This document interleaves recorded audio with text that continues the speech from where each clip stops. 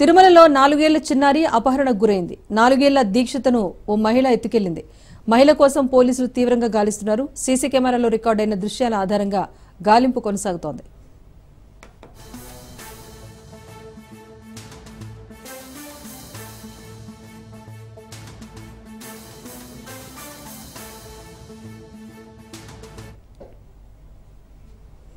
తిరుమలలో 4 ఏళ్ల చిన్నారి అపహరణకు గురైంది. 4 ఏళ్ల దీక్షితను ఓ గుర్తు తెలియని మహిళ ఎత్తుకెళ్లింది.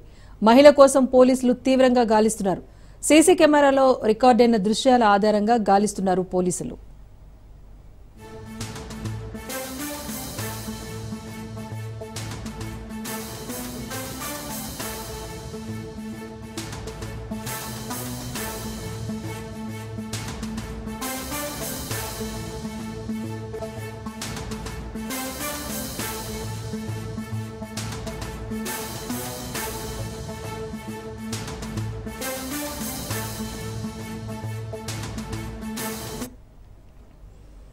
తిరుమలలో జరిగిన ఈ చిన్నారి అదృశ్యంకు సంబంధించి మరింత సమాచారాన్ని మా ప్రతినిధి సురేష్ అందిస్తారు. సురేష్, చెప్పండి, అత్యంత కట్టుదిట్టమైన ప్రాంతంలో ఇలాంటి ఘటన జరగడంపై పోలీసులు ఏం చెప్తున్నారు?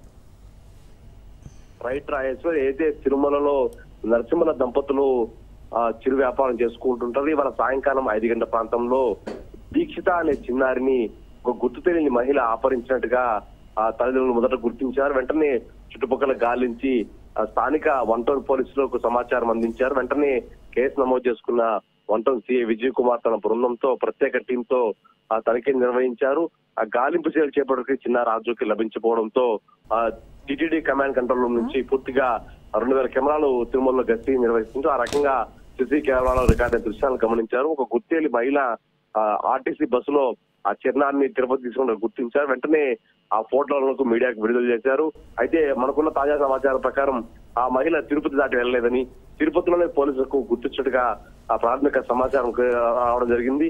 వెంటనే కేసు నమోదు చేసుకున్న పోలీసులు 4 బృందాలుగా విడిపోయి ఆ చిన్నారిని వెతికే పనిలో ఉన్నారు. పూర్తిగా ఆ చిన్నారి ఎటువైపు తీసుకెళ్లిపోయింది, ఆ ఆర్టీసీ బస్సు నుంచి దిగిన తర్వాత ఎటువైపు వెళ్లారని తిరుపతిలోని ఆ ప్రత్యేక టీంతో గాలింపు చర్యలు చేపడుతున్నారు. ఆ రకంగా కొన్ని రికార్డుల దృశ్యాలను కూడా మీడియాకు విడుదల చేయబోతున్నట్టుగా సమాచారం ఉంది.